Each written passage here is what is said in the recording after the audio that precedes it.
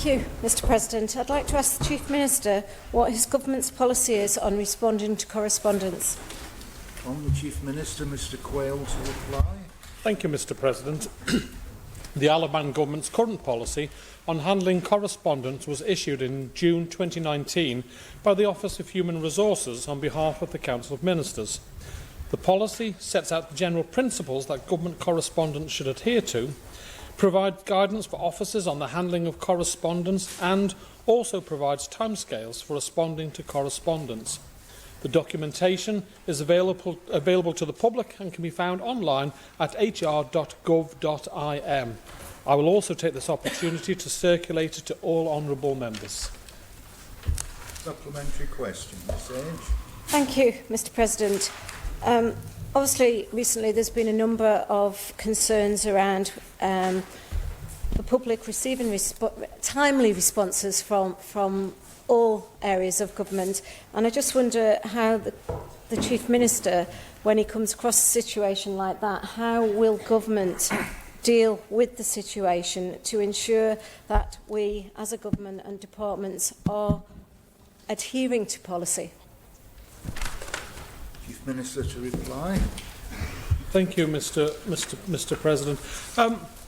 Obviously, there are going to be slips, no matter, we don't live in a utopian world, but and sometimes those slips will be reasonable if it's a highly complex request from a member of the public. But what I do expect is that the department or officer responsible for responding to the person writes back to them saying that more time will, A, acknowledging the letter, and B, saying that more time will be needed to give them an answer, which is actually in the code that they can do if the question that's being raised is highly complex and will take a significant amount of time to respond to. But if the honourable member has any examples where she feels that there has been a significant breach of the rules that we would expect our officers or ourselves to apply to, then I'm more than happy to take up her concerns. Supplementary question, honourable member for Douglas East, Mrs Barber. Thank you, Mr President. I wonder whether the Chief Minister can confirm if any level of audit is done related to compliance with those times that are published, to give some reassurance to the public, but also whether he's aware of the amount of time it takes for public when they have to chase those questions up. And obviously that means that sometimes complaints become the privilege of people who are either retired, have a lot of time on their hands, or have the money and the resources to pursue them. Chief Minister. Thank you, Mr President. I take on board the honourable member for Douglas East's comments about an audit, but in a utopian world that would be fine. But if I have to pay officers to do an audit of the time they take to answer questions, if it's a major problem, Mr President, then of course I would be happy to have the Chief Secretary look into it, but I personally, and I might be the exception to the rule, I'm not bombarded by people complaining that they haven't received a timely response. Occasionally I get it from one well-known individual, but not as a general rule. Honourable Member for Council, Mrs Lord Brennan. Thank you, Mr President. Can the Chief Minister confirm that the code applies also to Tynwald members as well as members of the public writing to departments? Chief Minister.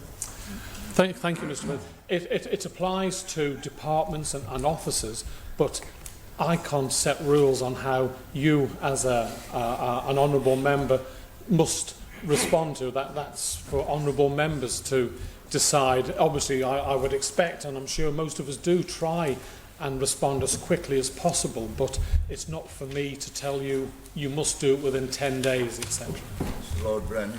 You wish to clarify your question? I would. Thank you, Mr President. I don't think I was clear enough. I was thinking more about departments responding to Tynwald members and whether the code applied to that. Thank you. Yes, Mr President, I'm happy to confirm to the honourable member for Council that it does apply, and as I say, I hope my office, I ask them to send a copy now to everyone for them to have a...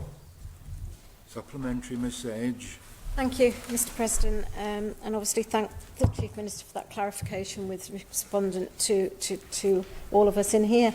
I just wonder whether the Chief Minister can confirm who is ultimately responsible for ensuring that the policies adhered to.